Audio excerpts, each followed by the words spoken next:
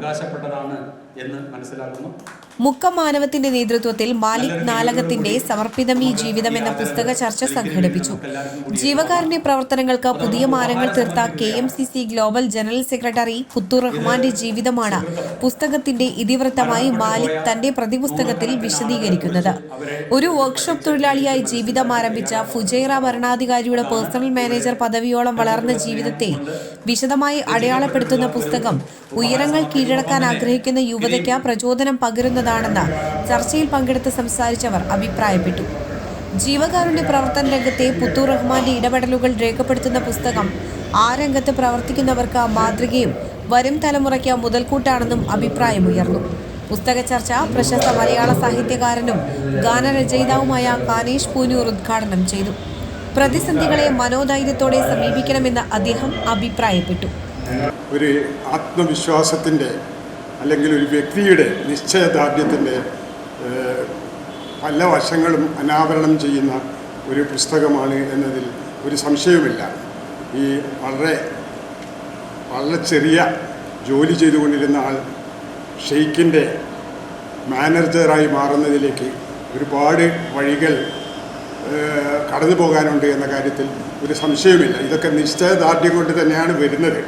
നമ്മളൊക്കെ വിജയം വരുന്നത് കാനുകളിലൂടെയാണെന്ന് പറയാറുണ്ട്.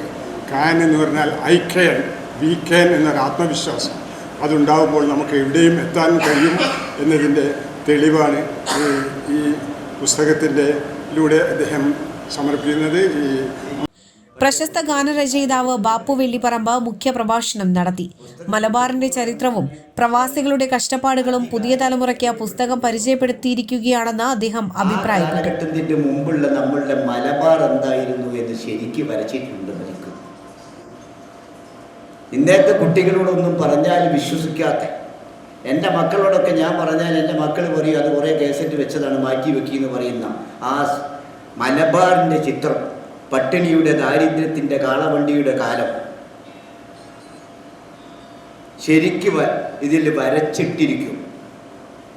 അതിനുശേഷം 60കൾ 57കളിലുള്ള രാഷ്ട്രീയം, 60കളിലുള്ള രാഷ്ട്രീയം, ന്യൂനപക്ഷ സമുദായത്തിനെ നമ്മളുടെ അധികാരത്തിൽ നിന്ന് മാറ്റി നിർത്തിയ അന്നത്തെ